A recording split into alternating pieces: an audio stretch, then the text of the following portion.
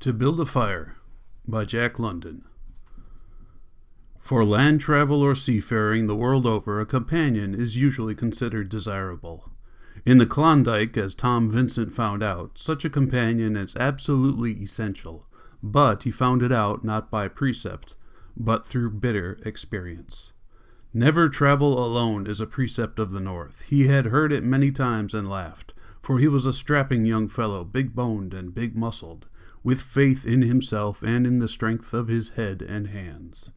It was on a bleak January day when the experience came that taught him respect for the frost, and for the wisdom of the men who had battled with it. He had left Calumet Camp on the Yukon with a light pack on his back to go up Paul Creek to the divide between it and Cherry Creek, where his party was prospecting and hunting moose. The frost was 60 degrees below zero, and he had 30 miles of lonely trail to cover, but he did not mind. In fact, he enjoyed it, swinging along through the silence, his blood pounding warmly through his veins, and his mind carefree and happy. For he and his comrades were certain they had struck pay up there on the Cherry Creek Divide, and further he was returning to them from Dawson with cheery home letters from the States. At 7 o'clock, when he turned the heels of his moccasins toward Calumet Camp, it was still black night, and when day broke at 9:30, he had made the 4-mile cut-off across the flats and was 6 miles up Paul Creek. The trail, which had seen little travel, followed the bed of the creek, and there was no possibility of his getting lost. He had gone to Dawson by way of Cherry Creek and Indian River, so Paul Creek was new and strange. By 11:30 he was at the forks, which had been described to him, and he knew he had covered 15 miles. Half the distance. He knew that in the nature of things the trail was bound to grow worse from there on, and thought that, considering the good time he had made, he merited lunch.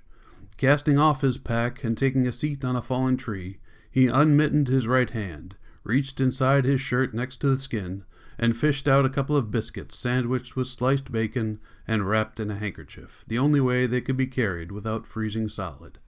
He had barely chewed the first mouthful when his numbing fingers warned him to put his mitten on again.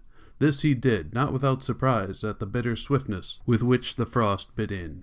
Undoubtedly, it was the coldest snap he had ever experienced, he thought. He spat upon the snow, a favorite Northland trick, and the sharp crackle of the instantly congealed spittle startled him. The spirit thermometer at Calumet had registered 60 below when he left, but he was certain it had grown much colder. How much colder he could not imagine.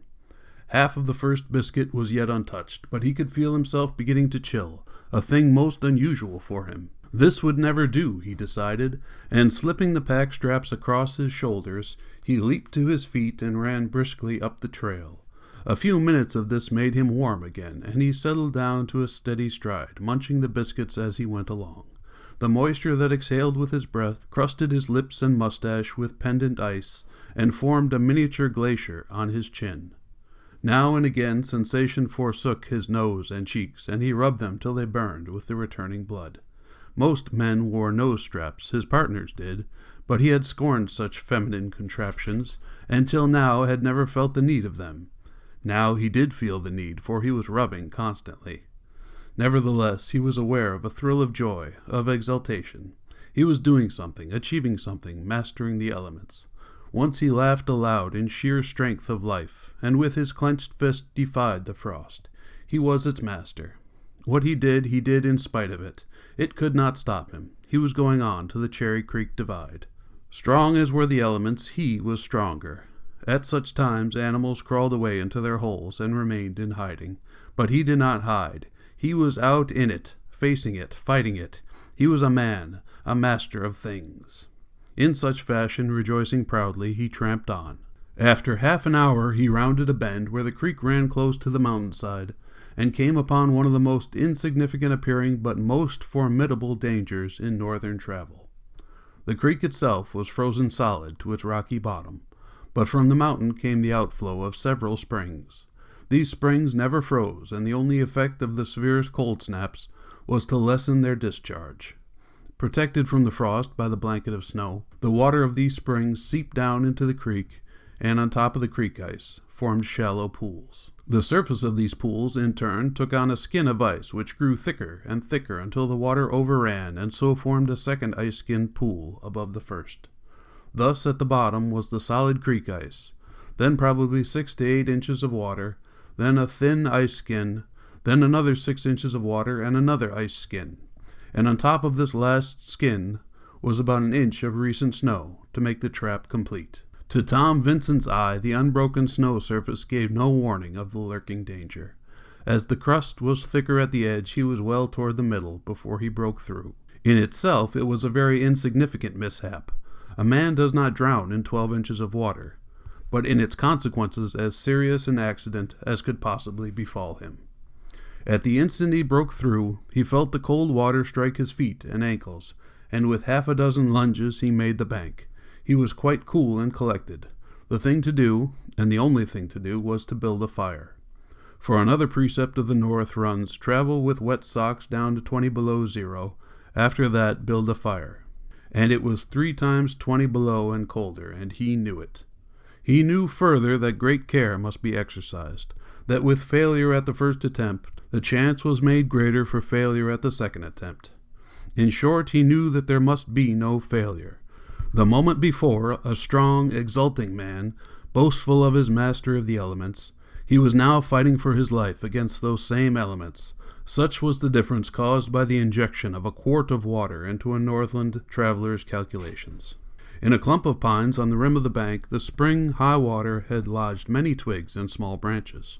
Thoroughly dried by the summer sun, they now waited the match. It is impossible to build a fire with heavy Alaskan mittens on one's hands, so Vincent bared his, gathered a sufficient number of twigs, and knocking the snow from them, knelt down to kindle his fire. From an inside pocket he drew out his matches and a strip of thin birch bark. The matches were of the Klondike kind, sulphur matches, 100 in a bunch. He noticed how quickly his fingers had chilled as he separated one match from the bunch and scratched it on his trousers. The birch bark, like the driest of paper, burst into bright flame. This he carefully fed with the smallest twigs and finest debris, cherishing the flame with the utmost care. It did not do to hurry things, as he well knew, and although his fingers were now quite stiff, he did not hurry. After the first quick biting sensation of cold, his feet had ached with a heavy dull ache, and were rapidly growing numb. But the fire, although a very young one, was now a success, and he knew that a little snow, briskly rubbed, would speedily cure his feet. But at the moment he was adding the first thick twigs to the fire, a grievous thing happened. The pine boughs above his head were burdened with a 4-month snowfall, and so finely adjusted were the burdens, that his slight movements in collecting the twigs had been sufficient to disturb the balance. The snow from the topmost bough was the first to fall, striking and dislodging the snow on the boughs beneath, and all this snow, accumulating as it fell, smote Tom Vincent's head and shoulders and blotted out his fire. He still kept his presence of mind, for he knew how great his danger was. He started at once to rebuild the fire, but his fingers were now so cold that he could not bend them, and he was forced to pick up each twig and splinter between the tips of the fingers of either hand. When he came to the match, he encountered great difficulty in separating one from the bunch. This he succeeded in managing, however, and also by a great effort in clutching the match between his thumb and forefinger. But in scratching it, he dropped it in the snow, and could not pick it up again. He stood up, desperate. He could not feel even his weight on his feet, although the ankles were aching painfully. Putting on his mittens, he stepped to one side so that the snow would not fall upon the new fire he was to build, and beat his hands violently against a tree trunk. This enabled him to separate and strike a second match, and to set fire to the remaining fragment of birch bark. But his body had now begun to chill, and he was shivering, so that when he tried to add the first twigs, his hand shook and the tiny flame was quenched. The frost had beaten him. His hands were worthless, but he had the foresight to drop the bunch of matches into his wide-mouthed outside pocket before he slipped on his mittens in despair and started to run up the trail. One cannot run the frost out of wet feet at 60 below and colder, however, as he quickly discovered. He came round a sharp turn of the creek to where he could look ahead for a mile. But there was no help, no sign of help, only the white trees and the white hills, the quiet cold, and the brazen silence. If only he had a comrade whose feet were not freezing, he thought, only such a comrade to start the fire that could save him. Then his eyes chanced upon another high-water lodgment of twigs and leaves and branches. If he could strike a match, all might yet be well.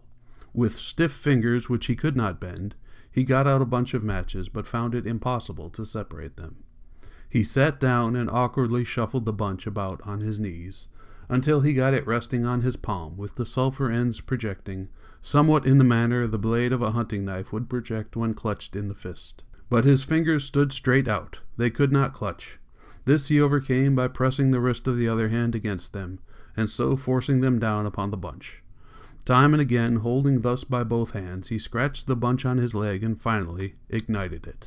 But the flame burned into the flesh of his hand, and he involuntarily released his hold. The bunch fell into the snow, and while he tried vainly to pick it up, sizzled and went out. Again he ran, by this time badly frightened. His feet were utterly devoid of sensation. He stubbed his toes once on a buried log, but beyond pitching him into the snow and wrenching his back, it gave him no feelings. His fingers were helpless, and his wrists were beginning to grow numb. His nose and cheeks he knew were freezing, but they did not count. It was his feet and hands that were to save him, if he was to be saved. He recollected being told of a camp of moose hunters somewhere above the forks of Paul Creek. He must be somewhere near it, he thought, and if he could find it, he yet might be saved. 5 minutes later he came upon it, lone and deserted, with drifted snow sprinkled inside the pine-bough shelter in which the hunters had slept. He sank down, sobbing. All was over. In an hour at best, in that terrific temperature, he would be an icy corpse. But the love of life was strong in him, and he sprang again to his feet. He was thinking quickly. What if the matches did burn his hands? Burned hands were better than dead hands. No hands at all were better than death. He floundered along the trail till he came upon another high-water lodgment. There were twigs and branches, leaves and grasses, all dry and waiting the fire.